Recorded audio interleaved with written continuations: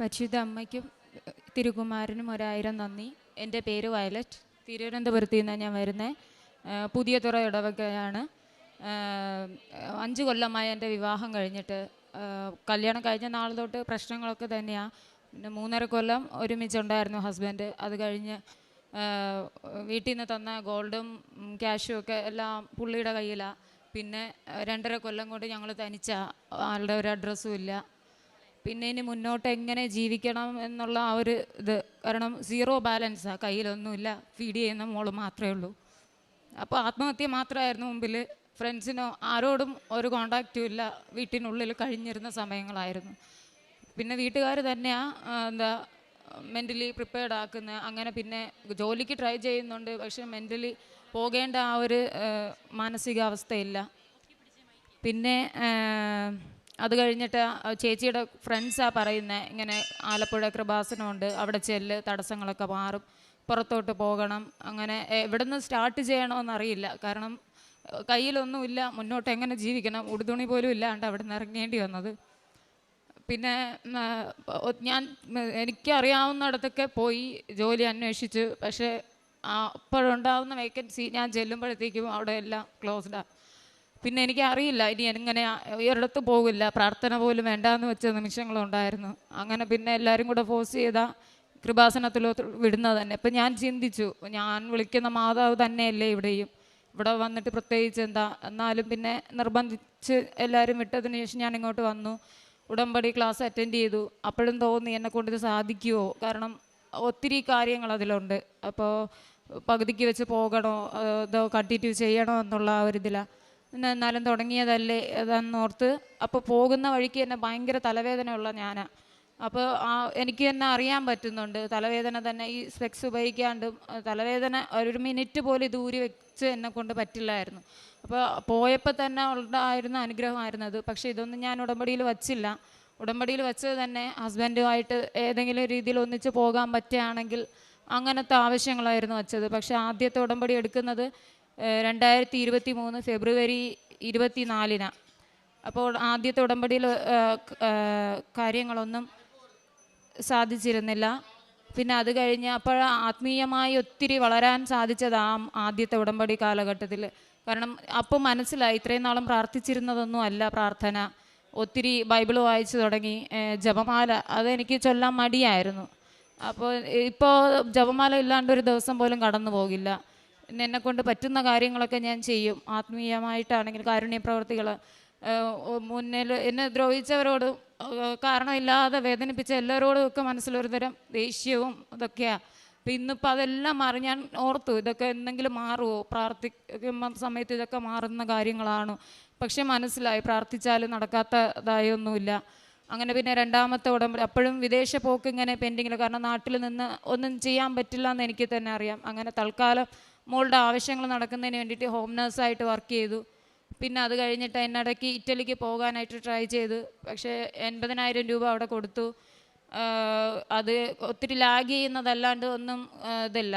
അങ്ങനെ പിന്നെ അവസാനം ഏജൻസിക്ക് വിളിച്ച് റീഫണ്ട് ചെയ്യണമെന്ന് ആവശ്യപ്പെട്ടപ്പോൾ അവർ പറഞ്ഞ് ഒന്നും ചെയ്യില്ല. പിന്നെ അപ്പോഴും പ്രത്യക്ഷീകരണ പ്രാർത്ഥന മുടങ്ങാണ്ട് ചൊല്ലുമായിരുന്നു. മാതാവിനെ വിളിച്ച്, മാതാവേ 0 മെറിറ്റിൽ നിന്നാണ് ഞാൻ നിന്നെ വിളിക്കുന്നത്, അപ്പോൾ നിനക്കേ പറ്റൂ. ആ 80,000 രൂപ ഉണ്ടായിരുന്ന ഗോൾഡ് ബാങ്കിൽ വെച്ചാൽ ഞാനത് കൊടുത്തത് തന്നെയും.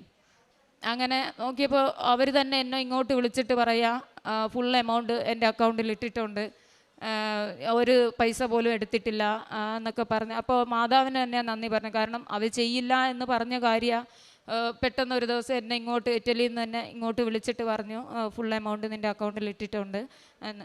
പിന്നെ അത് കഴിഞ്ഞ് എനിക്കും അറിയില്ല ഇനി എന്ത് ചെയ്യണം. നാട്ടിലും ചെയ്യാനായിട്ട് ഒരു ജോലിയില്ല. അപ്പോൾ വിദേശ പോക്കാണെങ്കിൽ ആരെ കോണ്ടാക്ട് ചെയ്യണം, എവിടെ കൊടുക്കണമെന്ന് അറിയാണ്ടിരുന്ന സാഹചര്യത്തിലാണ് എൻ്റെ ബ്രദറിനോ വിളിച്ചിട്ട് ഇങ്ങനെ ന്യൂസിലാൻഡിന് ഒരു വേക്കൻസി ഉണ്ട്, അപ്ലൈ ചെയ്ത് നോക്കുമെന്ന് പറഞ്ഞാൽ എനിക്ക് മോൾക്കും ട്രൈ ചെയ്തു. അപ്പോഴും തടസ്സങ്ങൾ ഒത്തിരിയാണ്. അപ്പോൾ മനസ്സിലായത് അതുവരെയും തടസ്സങ്ങൾ വരുമ്പോൾ പേടിയാണ്. പക്ഷേ ഇവിടെ വന്ന് ഉടമ്പടി എടുത്തതിന് ശേഷം മനസ്സിലായി ഈ തടസ്സങ്ങളെല്ലാം നമുക്കുണ്ടാകുന്ന ഡീമെറിറ്റ്സാണ് നമ്മുടെ മെറിറ്റെന്ന്. ഡീമെറിറ്റ്സിൽ ഏറ്റവും കൂടുതൽ വർക്ക് ചെയ്യുന്നതെന്ന് മാതാവ്. അങ്ങനെ എൻ്റെ ഫോട്ടോ അവർ പറയുന്ന സൈസിലോ ഒന്നും കൊടുക്കാനോ. അപ്പോൾ എനിക്ക് മനസ്സിലായി ഇതൊക്കെ നിസ്സാര കാര്യങ്ങളാണ്. പക്ഷേ ഇതെന്താ എനിക്ക് മാത്രം ഇങ്ങനെ ചുമ്മാ തടസ്സങ്ങളാണ്. പിന്നെയും വിശ്വസിച്ച് പ്രാർത്ഥിച്ചു, മാതാവേ തടസ്സങ്ങളിലൂടെയാണല്ലോ നീ പ്രവർത്തിക്കുന്നത്. അങ്ങനെ നോക്കി 1.5 മാസത്തിനുള്ളിൽ തന്നെ മൂക്കടിച്ചില്ല, എനിക്ക് ന്യൂസിലാൻഡിന് പോകാനായിട്ട് വിസ ഒക്കെ ആയി. ഈ മാസം 25-ാം തീയതി ന്യൂസിലാൻഡിന് പോവുകയാണ്. പിന്നെ അതുപോലെ തന്നെ ഈ 2.5 കൊല്ലമായിട്ട് ട്രൈ ചെയ്ത കാര്യമാണ് ഇവിടെ വന്ന് ഉടമ്പടി എടുത്തതിന് ശേഷം സാധിച്ചത്. പിന്നെ അത് കുഞ്ഞുനാളിൽ മുതൽ എൻ്റെ വലത് ചെവിക്ക് പഴുത്ത് പൊട്ടുമായിരുന്നു. അത് മിക്കവാറും ദിവസങ്ങളിലുണ്ടാവും, അല്ലാത്ത സമയമില്ല. അപ്പം പ്രാർത്ഥിക്കും, തൽക്കാലം എന്തെങ്കിലും അത്ഭുതമാതാവിൻ്റെ അവിടെയൊക്കെ പോകുമ്പോൾ ആ നേർച്ച എണ്ണയൊക്കെ ഉപയോഗിച്ച് മാറും, പിന്നെയും അതുണ്ടാവും. അങ്ങനെ ഹോസ്പിറ്റലിലൊന്നും കാണിച്ചിട്ടില്ല. പക്ഷേ ഇവിടെ വന്ന് ആദ്യ ഉടമ്പടിയിൽ അത് വച്ചിട്ടുണ്ടായിരുന്നു, പിന്നെ 2ാമത്തെ ഉടമ്പടിയിൽ അത് വച്ചില്ല. പക്ഷെ അത് തന്നെ മാറി. ഞാൻ മറന്നുപോയ സമയത്ത് അത് തനിയെ മാതാവ് തന്നെയാണ് മാറ്റിയത്. പിന്നെ ഇതിൻ്റെ ഇടയിൽ ഹസ്ബൻഡിൻ്റെ വീട്ടുകാരുമായിട്ട് ചെറിയൊരു ഇഷ്യൂ ഉണ്ടായിട്ട് പോലീസ് സ്റ്റേഷനിൽ പോകേണ്ടി വന്നു. അപ്പോൾ വീട്ടുകാർക്കും എനിക്കെതിരെ അവർ കംപ്ലൈൻറ്റ് ചെയ്തിട്ട് അങ്ങനെ പോലീസ് സ്റ്റേഷനിൽ പേടിയോടുകൂടി തന്നെയാണ് അവിടെ പോയതും. പക്ഷേ പരാതി കൊടുത്തതിൻ്റെ പേരിൽ SI വിളിക്കുകയോ ഒന്നും ഉണ്ടായില്ല. CI ഇങ്ങോട്ട് തന്നെ അഡ്വൈസ് ചെയ്തത് മുന്നോട്ട്, അതായത് പിന്നെ എൻ്റെ കാര്യങ്ങൾ കേട്ട് അവരോട് റൈസായിട്ടാണ് അത് പോയി. അപ്പോൾ ഞാൻ പോലീസ് സ്റ്റേഷനിൽ പേടിയോടെ പോകുമ്പോഴും ഉടമ്പടി കാശ് രൂപ എൻ്റെ കയ്യിലുണ്ടായിരുന്നു. കൃപാസനത്തിലെ ഉപ്പും ഞാൻ സ്റ്റേഷൻ്റെ ഒരു സൈഡിൽ വെച്ചു. അപ്പോൾ ഞാൻ ഒത്തിരി സാക്ഷ്യത്തിൽ കേട്ടിട്ടുണ്ട്. അപ്പോൾ ഒന്ന് വിളിക്കുക പോലും ഉണ്ടായില്ല, അല്ലെങ്കിൽ എന്തുകൊണ്ട് അങ്ങനെ ഒന്നും ചോദിക്കാണ്ട് എനിക്ക് വേണ്ടി ആ CI അവരോട് ഇതാക്കുകയും മുന്നോട്ടുള്ള ജീവിതത്തിൽ സ്ട്രോങ് ആയി അങ്ങനെ കുറേ ഉപദേശവും തന്ന ആ സ്റ്റേഷനിൽ പറഞ്ഞയച്ചത്. പിന്നെ അത് കഴിഞ്ഞ് ആത്മീയമായിട്ട് വളരാൻ പറ്റിയെന്ന് വെച്ചാൽ വീട്ടിൽ അങ്ങനെ ഇടയ്ക്ക് മടി തോന്നുന്ന സമയത്ത് ഞങ്ങളാരും കുടുംബ പ്രാർത്ഥന ചൊല്ലാറില്ല. അപ്പോൾ ഇപ്പോൾ കുടുംബ പ്രാർത്ഥന കഴിഞ്ഞിട്ടേ വേറെ ഇവിടുത്തെ ഉടമ്പടി പ്രാർത്ഥനയൊക്കെ കഴിഞ്ഞേ മറ്റെന്തും ഞങ്ങൾ ചെയ്യാറുള്ളൂ. പിന്നെ ഒത്തിരി പേർക്ക് ഓൺലൈനായിട്ട് ഉടമ്പടി എടുത്തു കൊടുത്ത് അറിയാൻ പാടില്ലാത്തവർക്കും. പിന്നെ RCCയിൽ ഹോം നേഴ്സായി വർക്ക് ചെയ്യുന്ന സമയത്ത് RCCയിൽ 3 ദിവസം വർക്ക് ചെയ്യേണ്ടതായി വന്നു. അപ്പോൾ എന്നെക്കൊണ്ട് സാധിക്കുമായിരുന്നില്ല. അവിടെ ഞാൻ ആദ്യമായിട്ട് കാണുക അവിടുത്തെ കുട്ടികളുടെ പെയിനും. പിന്നെ എൻ്റെ മോളെ കോണ്ടാക്ട് ചെയ്യാനോ ഫോണിൽ റേഞ്ചോ ഒന്നുമില്ല. അപ്പോൾ കളഞ്ഞിട്ട് പോകണമെന്ന തോന്നലായിരുന്നു. പക്ഷെ അപ്പോഴും ഉടമ്പടി തന്ന ഒരു ധൈര്യമായിരുന്നു. 3 ദിവസം അവിടെ നിന്നു, ആ കുഞ്ഞിനെ നോക്കി.